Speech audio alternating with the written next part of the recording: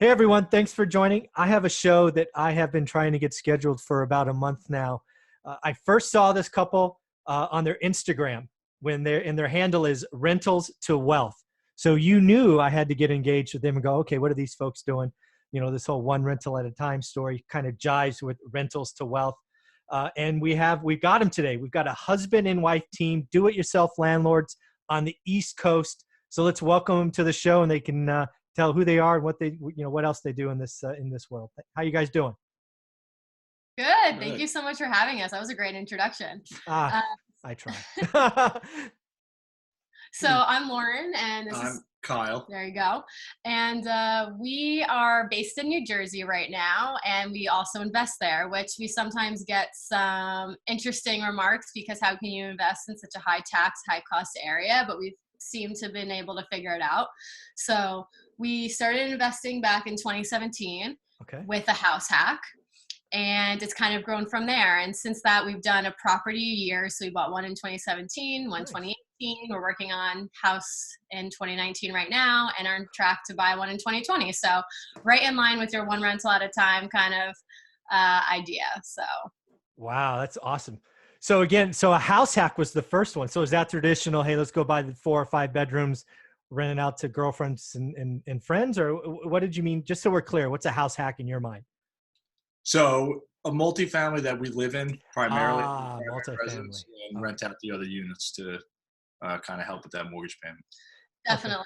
And it was a HUD property, which is housing and urban development. Yeah. And needed a lot of renovations. Fortunately, I married a guy who's very handy, which lucked out.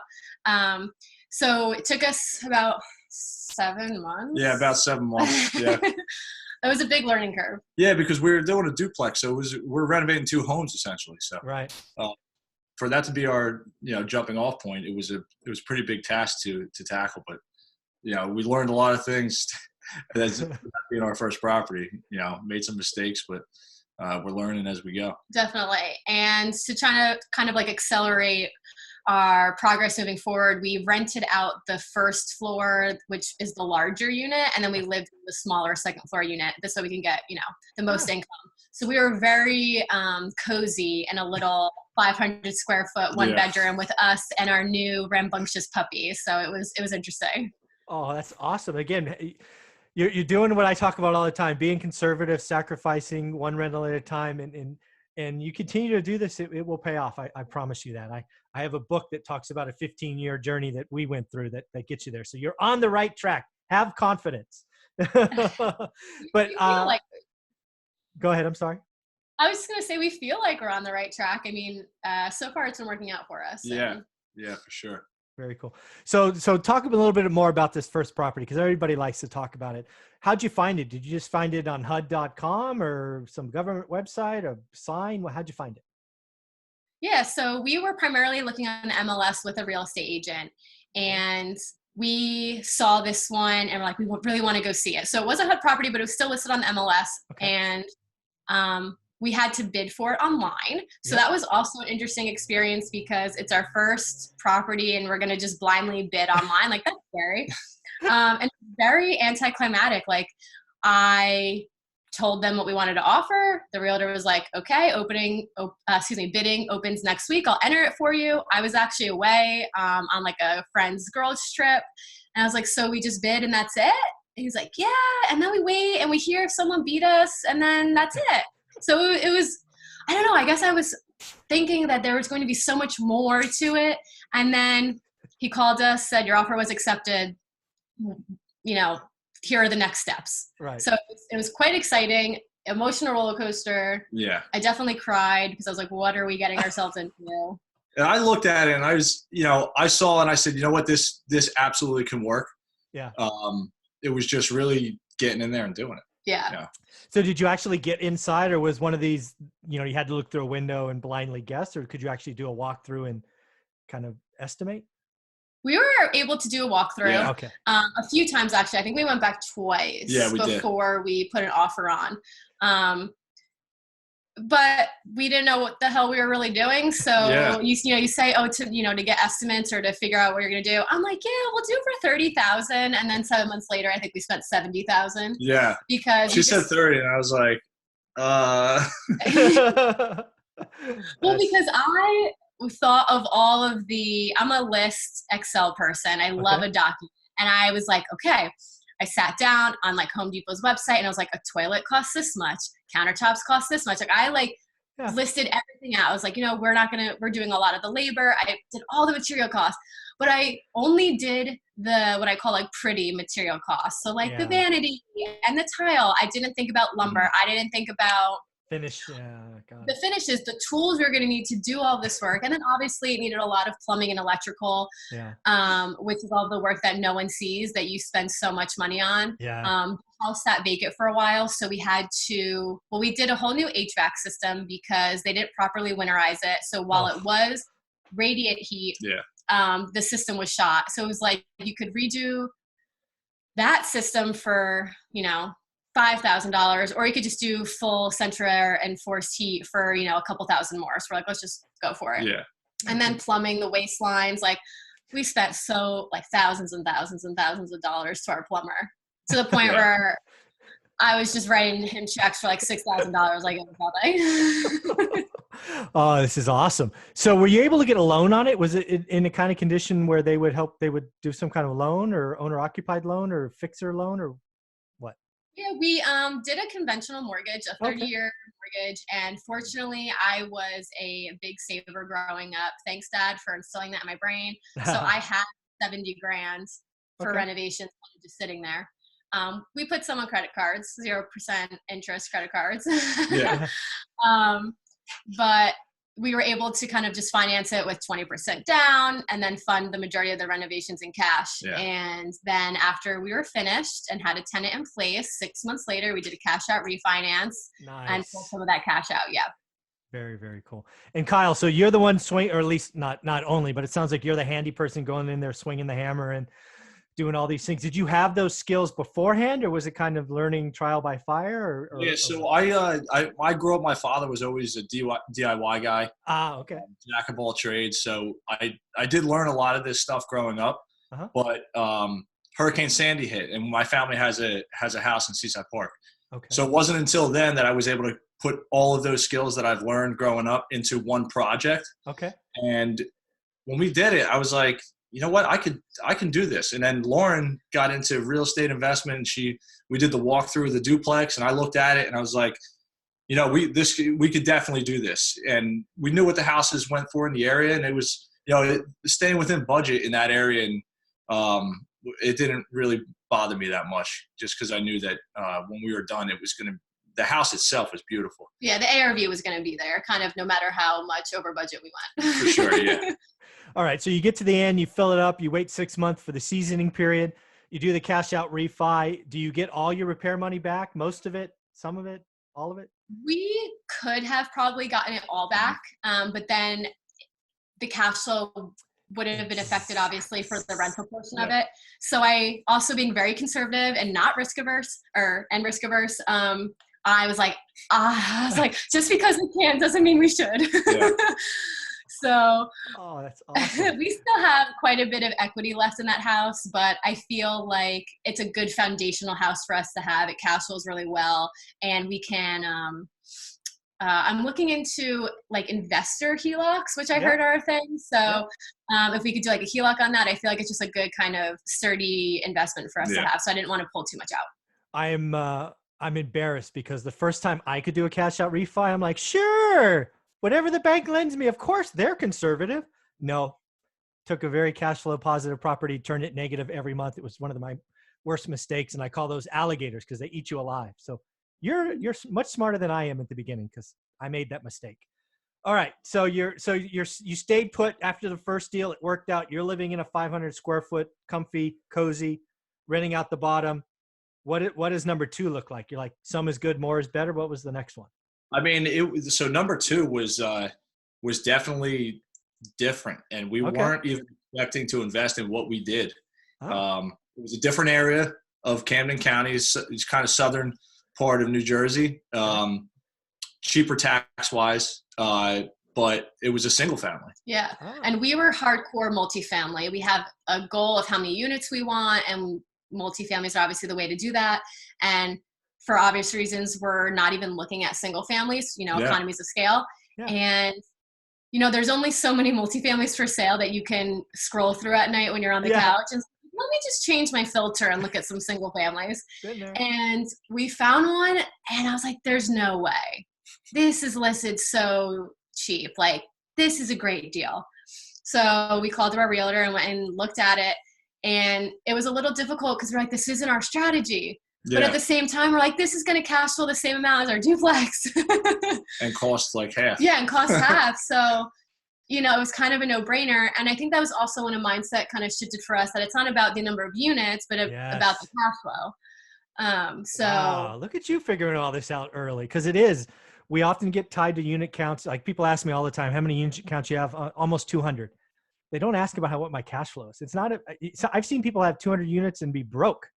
Right? Yeah. It's what's your cash flow. That's really what should matter. So that's pretty awesome. So again, it was just a steal of a deal.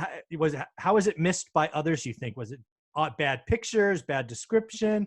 Because it sounds like it was an MLS for everyone. Did you ever figure that out? I mean, it was in an area that isn't really, there's no new buildings going up. There isn't full renovations going, but now that we're in that area, as we drive around, you do see people investing in that area. So I don't really know why it's that, because it was pretty clean. Yeah. It was a clean property. We really didn't have to do much renovation to it, major, a new roof, but there was nothing major. So I don't really know why, but the numbers were there. So I mean, there was another bidder. We had to kind of do like best and final, and paid maybe like a couple thousand more than we wanted to. But yeah, I don't know why other people weren't really jumping on it. I think at this point, if it was today, it definitely would have been an issue, because this area has definitely gained a lot of interest in the last year. Yeah. So I think it was just like good timing. Awesome. That you just got to look every day, right? Like you say, sit on the couch and scroll. I still do it after 20 years. Just change my filter. Scroll. Yeah. We were in the middle of renovating that one, and we're looking around the neighborhood like, ooh, what other one can we buy? Right. Put a sign in the yard. Call me if you want to sell, right? Exactly. Yeah. Very cool. So, okay. So let's talk about this. In your introduction, when you open it up, it's like, hey, we know we invest in a high price, high tax area, which, I invest in California, so I get it, right? I'm right there with you. But you saying that, you probably hear from lots of your friends, why don't you go to the Midwest? Why don't you go to the South? Why don't you talk about why not out of state? I mean, I have my opinions, but what are your opinions on out of state investing? I would say first and foremost, I like being a part of it. Mm-hmm. Obviously, because we enjoy doing the renovations. I enjoy managing them.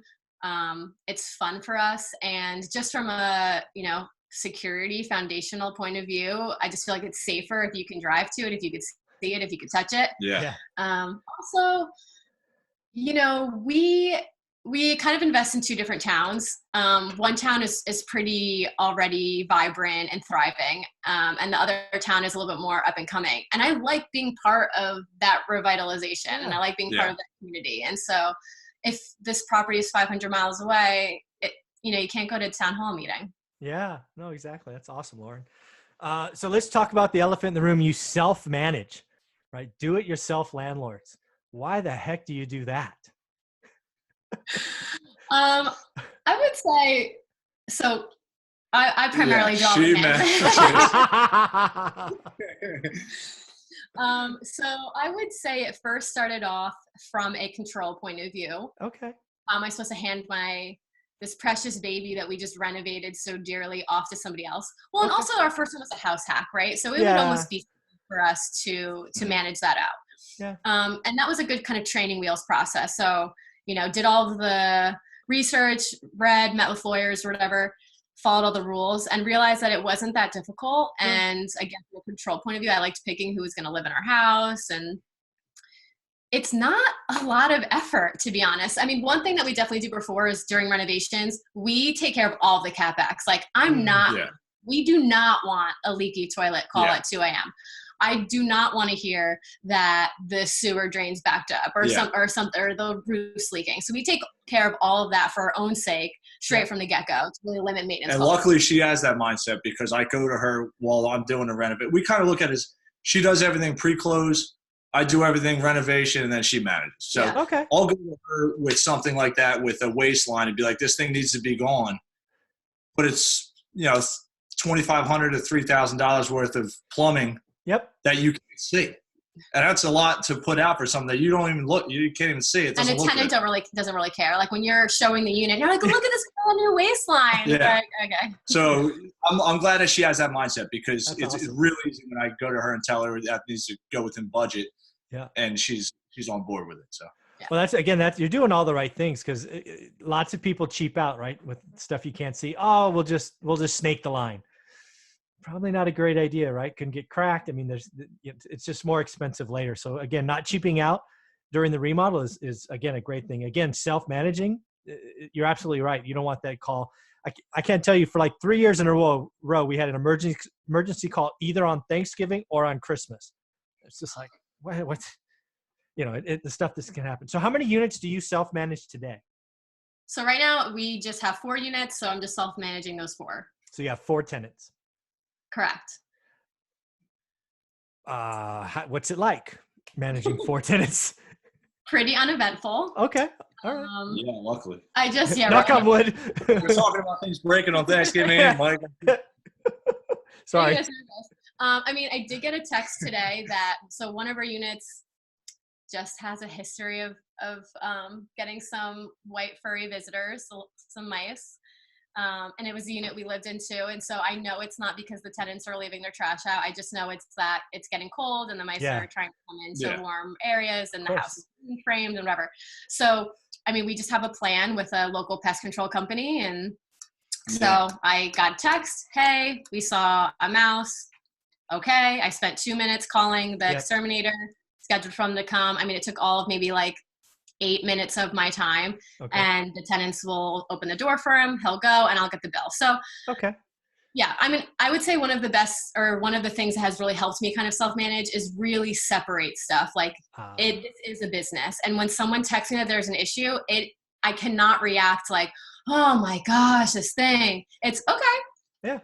Here's an action. I'll now complement it with another action and find a solution. So it's really helped, like getting a team of people with responsibilities that we could delegate. When something like that happens, just having somebody you can call, because that was something for us. The learning curve was who is that person that we're going to call? If we're DIYers, who am I calling to snake the toilet or take care of the pest control? So we've now on our third property been able to kind of have that team and somebody that we can get on the phone and give a call to. So that's pretty awesome. So I don't know the town very well. How far, you talk about 2 different areas. Are you talking 20 minutes from your house, 40 minutes? Like how far are these units spread out? So since we moved out of the duplex, we actually moved back in with my parents. Okay. So saving money. I like it. To buy another multifamily, hopefully. To house hack again. Yeah, for sure. I like it. So, we're about 45 to 50 minutes from. Oh, okay. Both areas. Either properties that we go to, we're the same distance, but all within 15 minutes of each other. All 3 properties are within. Right. 15 so once you get there, you're 15 minutes. The circle. Yeah. Gotcha. Okay. Very, very cool. And when you look out at your future, do you have a number where you say it doesn't make sense to self-manage, like at 10 or 20, or have you thought about that at all? Or is it like put systems in place, we'll do it our way for a long time, you think? So I think we kind of have like parallel strategies, and we work towards both of them, and we'll see which one kind of ends up going. But the current plan is that to cash flow enough to potentially replace my salary in the next few years, so that when we start to have children, I don't want to say be a stay-at-home mom, because my job will be property manager. Exactly. Yes. But I want to have systems in place enough where managing it is easy. It takes a couple hours a week or whatever. When we get to the point where we're like both trying to fully retire, I mean, I think we're definitely going to throw it over to property manager. But it's also kind of crazy that most of them do it by a percentage of the rent, because the properties that cost the most are the easiest to manage, and the properties that have the lower rent are usually the ones that have the most issues. So, I mean, maybe we'll get to a point where the lower rent properties maybe we'll throw over to a PM and keep the higher price ones since they're easier to maintain. Yeah. You'll have options. And again, I think replacing your income is the right first goal. And again, being a property manager, the LLC's expenses you all get to write off for taxes, and being home to raise your children is the most important job. So that's pretty awesome that that's in your future. So you're going to stay local, you think? Relatively local? Yeah. I love the area that we're investing in, actually, and I would love to move down there, for our forever house. But I think in investment wise, I think this area, we're going to just keep working this area as long as we can. Yeah. I mean, we have like a game plan, but I also don't want to say we're stuck to the game plan. Like if there are other opportunities. I mean, I never would have thought we'd be investing in single families, and here we are. There you go. So I am curious, this rentals to wealth Instagram is awesome. I mean, do you guys do that yourself? Because it's pretty cool what you guys are putting out. So everybody needs to follow it. Who's in charge of that? That's me. Well, actually, I will say it used to be 90% me. And then lately I made Kyle log into the account on his phone too. And I was like, you're the one doing the majority of the renovations. Like, I need you to really, post up on the stories too. And he has been killing it in the story. Oh, he has? Yes, I'm so proud. Yeah, if you guys, if you really want to see stuff going on, log in and sign up to Rentals to Wealth Instagram. It is, I look at it every day. It's pretty fun. I get so jealous though, because I'll be sitting at my 9 to 5 job at my desk, and he's hammering away, building stuff, putting stuff together. And I'm like, oh, I just want to be over there with you. Yeah, I think we missed this in the introduction, but both of you have full-time jobs. Yeah. We do. Mm-hmm. Yeah. So 40, 50-hour week jobs, just like everybody else. Yep. I'm the standard 9 to 5, and I work shift work. Yeah. But it helps out that it gives me a lot of time off in between my work days. So it gets me there during the week to meet with guys. If I have a plumber coming in, electrician, it really opens it up, and that definitely helps. Mm-hmm. Oh yeah, without a question. I mean, that's. Again, we missed that introduction, right? You're married, husband, wife team, full-time job, doing this one rental at a time in a busy, high price, high tax area. It feels like my story, just in a different state, because we did this, my wife and I did this in California 15, 20 years ago. It's pretty cool. So where are you taking this thing? Where's next? Have you already bought the 2019 property? I think you did. Yeah. Yes, we're renovating that one right now. We are. So I think we're probably going to be about 4 weeks out from being complete on that. Then we kind of just get back into saving mode until we can, hopefully find another multifamily that we can house hack in relatively the same area. There's a historic downtown right near us that we'd like to get into. Awesome. We rented there prior to buying the first HUD home. So we'd like to get into that area. Cool. So I'm just curious, because I don't know New Jersey at all. Let's go back to the HUD home. So that what'd you pay for that roughly? Do you remember? Yeah, $117. So let's call it 120. Then you put 70 in, if I remember. Correct. Right? So you're 190 in. What did you end up getting once you moved out? What's the total income for that property, roughly? The bottom and the top. Total rent is $2,500. Wow. Very cool. Now I can see why you're cash flowing really well. That's pretty cool. Even after your cash out refi, that's awesome. And you have 30-year money. It's fixed. You're not doing any arms or anything silly. That's scary. Yeah, it is. I'm just making sure. I've lived through the crash. I saw people do lots of silly things before. So I'm just making sure. I want that fixed rate for 30 years at the owner-occupied good point. level. So, yeah, very, very cool. All right. And then the next house hack, do you think it'll be another duplex, or do you try, I guess you just stay fourplex and below, or do you have your eyes only on fourplexes, or what? So at least a duplex, preferably a triplex or duplex. Yeah. We want to say, 4 or below so we can get residential financing. Of course. But there's a triplex on the market that we really have our eye on, but we just I don't want to say we don't have the funds right now, but maybe just aren't sure if we want to jump right into this next project before we're really wrapped up with this first one. So. Yeah.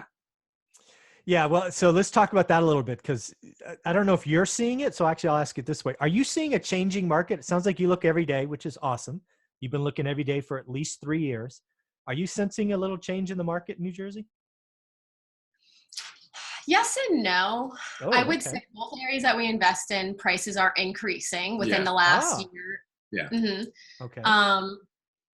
I personally have not seen a slowdown. Okay. I mean, obviously winter, so it's slowing down in Yeah. its seasonal respect, but Sure. the kind of market slowdown that people are talking about, I'm not necessarily seeing. Okay. I mean, Yeah. part of me is like, if it's going to happen, can it happen like right now? Because then we'll like be able to buy our next property and we'll just, buy as many as we can. Yeah. But I'm not necessarily seeing any signs of it. And I also feel like to wait because you think that Yeah. going to be a slowdown, it can just turn into, you're waiting for 6 months Yeah. on a year, then 2 years before it never happens and you never entered the market or you never bought the next Mhm. deal. So, the timing is never right. Just make sure that when you do invest that you got some safety and wiggle room in there that if it did correct, you're still okay. Yeah, very well said. Again, the right mindset. What you will see happen, because again, we invested all the way from 03 to 08, which was like an upcycle like this, right? So we did that whole time. Then the market rolled over and we invested the whole way down. Then it went back like this. So I guess what I would see is price changes would be the first thing, or price reductions, I should say, price reductions.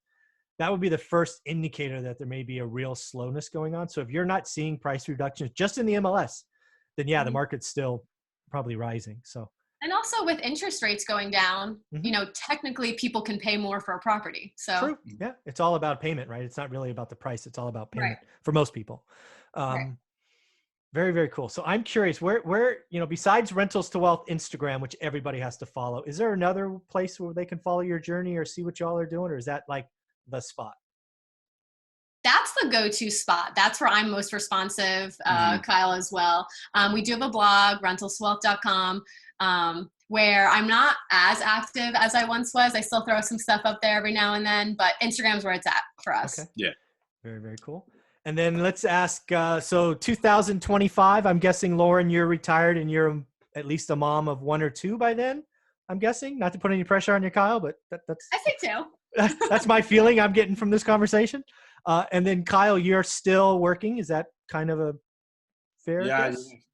I unfortunately will still be working. We're kind of torn in that he's so passionate about renovating the houses, and I would love to get to a point where real estate is self-sustaining for both of us. But okay. Not to speak for you. I love my job. Yeah. I do. Okay. So it offers me the time off to also do the home renovations, which I love doing also. So my time off, I'm doing a hobby that is making us money. So. And he gets a really nice pension at the end, which I won't let him let go of. Ah, I understood.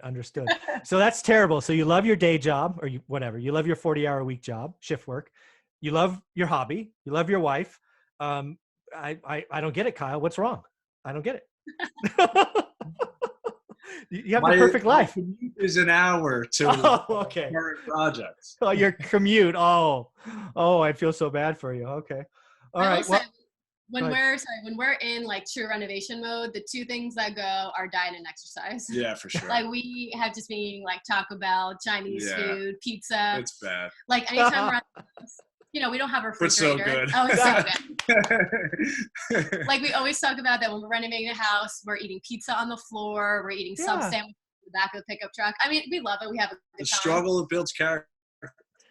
Mm-hmm. Yeah. Well, I guess there's one question that I thought I'd ask early, but I want to ask to close it, is clearly you two still like each other, right? Husband and wife teams, you laugh, but real estate investing could be stressful, right? Yeah. And if you're not in that TV show you say we'd be terrible on?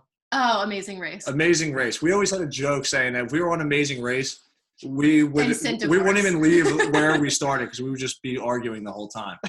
But it hasn't been like that, really. So she's the budget and I'm just creating. So I thought that it would have been, we'd be bickering a little bit more.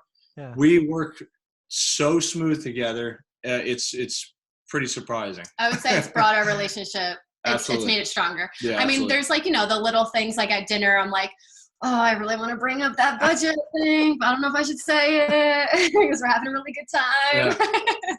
But I think you've done a couple of things that, again, I don't know if you even notice them, but I talk to so many people. I just want you to realize what you've done. You divided the segregation of duty clearly, right? There are clear owners, right? You're finding the deals, if I understand it right, Lauren. Kyle, I'll just call you the hammer, right? You're the creator, the fixer, and Yep. then she's the budget and the property management. The lines are clear. There's no gray area. And you both have the same joint vision. You're working towards the same goals. What you all are doing with this and Rentals to Wealth Instagram is people need to follow, because it's not every day I see this. So congratulations. Thank you so much. thank you. Yeah. So this has been a lot of fun. Anything you want to close with? Any last words for people thinking about getting started? How to work together as a husband and wife team? The house hack. I mean, honestly, as the first project, you keep your renovation close to home. And I thought that made the transition into real estate investment really pretty smooth. It really is investing with training wheels, because it's one mortgage, it's your mortgage, so you would have it anyway for the most part. So it really took some pressure off. Yeah. Very, very cool. The last thing, which I say to anyone who always comes talks to us, is by no means do I want to preach getting a bad deal, but the first deal is where all of the education comes from. And you cannot learn those lessons without actually taking that first step. You can read all the books and you can listen to all the podcasts and you're going to learn amazing information, but the personal strength and mindset that you get from actually placing an offer, closing on a house, calling a contractor, those things can only come with action. And so we highly preach, just do it. Mm-hmm. I will leave it at that. Just do it. Thank you very much, Lauren and Kyle. This has been so much fun. Again, go to Rentals to Wealth Instagram. You won't be disappointed. Thank you so much. Thank you. Great, thank you.